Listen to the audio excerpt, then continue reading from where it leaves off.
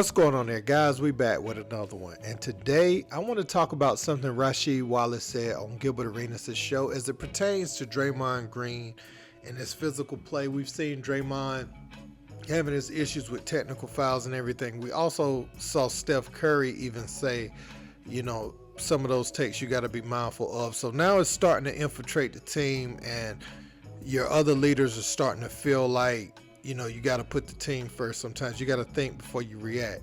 Draymond's always been an emotional player, and it's been a big part of why they've been able to achieve the success they've achieved. But let's focus on what she said. He talked about Draymond Green growing up in the locker room of the 2004 Pistons and, the 2004-2005 Pistons, I'm guessing. And he's saying, Draymond used to be in the locker room with them at practice, everything. He's one of the top prep players in this state. So Saginaw is only an hour and a half from Detroit, so he was able to come up and get access with the team, and so he grew up watching them and taking in that style of play and really embraced it. And you could see it in his game now. He really takes on the identity of where he's from as far as a player and those players at that time. And Rasheed's saying, look, we see Draymond, and that's us, man. If you're going to blame anybody, blame us. Let's check out what he had to say. That's our fault. And when I say our, that's my fault. That's Ben Wallace's fault. That's Chauncey's fault. That's Rip Hamilton's fault. Tayshawn's fault. That's Corliss's fault. Everybody in that locker room, because he grew up in our locker room. One of his best friends was the son of the GM. Mm-hmm. So he was around us, practice, in the locker room, after games, before games. So he heard the different language, and we all know it's a different language when the cameras is not there. Mm-hmm. Got to be professional with it a little bit, but he heard all that, and that's what made him go out there. That's why he doing the bully shit, the bully shit he doing now, in my opinion. But no, he caught all that shit in our locker room. I love him. That's my young fella. I love him to death, man. And I think I have the privilege with him to be one-on-one if I have the privilege to tell him if he's right or if he's wrong with certain situations. But no, that's my young guy, man. I love him. Does he ever reach out to you to be like, damn, should I choke Gobert? Should I choke him harder? No, not like that. Was it hard enough? When I see him, it's all love and everything. But no, I gotta let these guys play, man. Because I had old heads too. When I was playing, I had guys that played in the NBA, but you gotta let them play, man. You can't critique every game because, number one, he's gonna be playing at least 9 months throughout the year just because of the team he's on. Mm-hmm. So, gotta let guys play. It's too many games to try to critique him off of one. Yep. So you said you had a profound impact on Draymond early in his life, and he got to see a lot of stuff y'all had going on, and that's kind of his origin story. He saw how that 04 locker room was. So Draymond only 10 ejections away from tying your NBA record of 29 ejections. Let's go. But will Draymond surpass you as the ejection GOAT? Let's fucking go!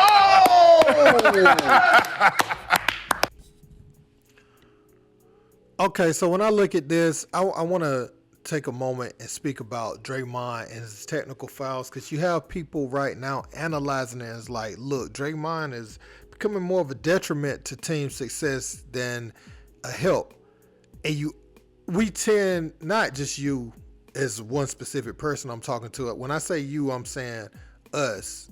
We all tend to look at Draymond and say, he needs to pipe down a little bit for the team's sake and be available to play. And that's true. Also, we sometimes disregard the success that they've already had as a result of that same fire and that passion. So when you start to lose and you aren't winning, you do have a player that cares, or a player that will get engaged in physical confrontations and come to the defense of players on the team, which is a good quality. At the same time, if you're ejected from these same games, it does become an issue. So two things can be true about it. And Draymond, this has been kind of his niche, his lane. Him being a starter and an all-star and an Olympian didn't come from him just being this overly talented offensive juggernaut or this transcendent talent, that was just blessed with all these gifts. Draymond, if you go back and look at his pictures at Michigan State when he was a freshman, we didn't know if Draymond was ever going to be an NBA player. He was a bit overweight. If you go back and watch that game, I want to say Draymond was on the Michigan State team that made it to the national championship game as a freshman. And he was out there with, I want to say it was the 2009 North Carolina team with Ty Lawson, Tyler Hansborough, Wayne Ellington, and those guys. He was coming off the bench. He was heavy, man. So the process of Draymond putting himself together as a player was a process for him to be an NBA player. Like, he wasn't a surefire NBA player, so he's had to find ways to contribute to get on the floor at each level he's been at, after high school. Like, he had to change his body in college completely. Go look at Draymond, type in Draymond pictures as a freshman and look at what he was. And then, so what I'm saying is he always feels like he has that chip on his shoulder and he competes, and he feels like those that are entitled, he take exception with them. So looking at Draymond and the outlook for this team, one thing I would say that's on the Warriors a little bit, they didn't learn how to win another way. And I'm not even necessarily just talking about offensively. I don't think Kuminga was developed right earlier in his career, and I don't think they went and got the right type of big. They need to just get a strong big that can rebound, lob threat, block shots. If they had somebody about like a Derek Lively for the Dallas Mavericks, I think that would bode well for them. Then Draymond can drop back to the power forward. But you got Draymond up against bigger guys every night trying to get a competitive advantage, and this is what you're going to get. If he was playing his natural position more often, and I know Loon plays the 5, but I'm talking about a hyper athletic big, to make them, to keep the team and the feel of the team a bit younger.